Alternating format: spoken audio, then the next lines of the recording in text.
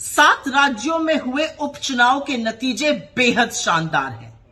India गठबंधन 13 में से 10 सीटें जीता है, एक पर एक इंडिपेंडेंट की विजय हुई है। भारतीय जनता पार्टी वाले 13 सीट लड़े थे, 11 सीट पर हारे हैं, मात्र 2 जीते हैं। यह देश सिरे से बीजेपी को नकार रहा है। यह देश नरेंद्र मोदी को 1 महीने के अंदर ही एक और बड़ा संदेश दे रहा है और फिर से कह रहा है कि हमें नफरत की, हिंसा की, वैमनस्य की, उल जलूल की बातों की राजनीति नहीं चाहिए। हमें अमन चाहिए, हमें शांति चाहिए, हमें चैन चाहिए, हमें मोहब्बत चाहिए, हमें प्रगति चाहिए। यह देश कह रहा है कि नीट पर चर्चा चाहिए। यह देश कह रहा है कि मणिपुर के घाव पर मरहम चाहिए। यह देश कह रहा है बेरोजगारी और महंगाई से निजात चाहिए। एक संदेश प्रभु ने भी दिया है। पहले अयोध्या हारी बीजेपी और अब बद्रीनाथ धाम हार गई।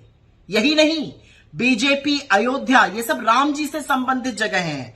अयोध्या, सीतापुर, बस्ती, प्रयागराज, चित्रकूट, कोप्पल, नासिक, रामटेक, रामेश्वरम सब हारते हुए अब बद्रीनाथ भी हार गई।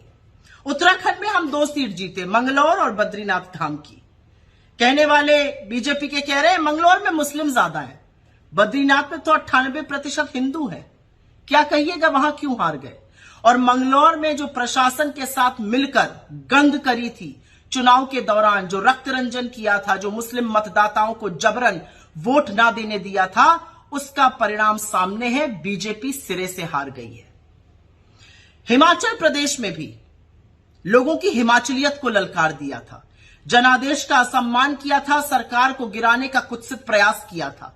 जिन 3 सीटों पर निर्दलियों का इस्तीफा दिलाकर चुनाव कराया गया, उनमें से 2 कांग्रेस ने जीत ली। तो हिमाचल ने भी खड़े होकर कहा कि हमारे जनादेश, हमारे मताधिकार के साथ असम्मान मत कीजिए, हमारी हिमाचलियत को मत ललकारिए। यह देश जाग चुका है। इस देश का हिंदू, इस देश का मुसलमान, इस देश के युवा, महिला, किसान, मजदूर सब जाग चुके हैं और वो एक स्वर में कह रहे हैं कि देश में राजनीति हमारे मुद्दों पर, हमारी चीजों पर होनी चाहिए। और वो एक स्वर में नरेंद्र मोदी की नापाक राजनीति को नकार रहे हैं। वो इंडिया गठबंधन के साथ खड़े हैं, मोहब्बत वाले लीडर के साथ खड़े हैं, मुद्दों को उठाने वाले लीडर के साथ खड़े हैं। वो राहुल गांधी के साथ खड़े हैं, वो हमारे घटक दलों के साथ खड़े हैं।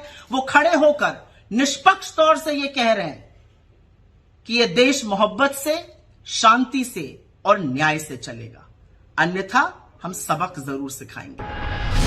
Stay ahead with our cutting-edge news app.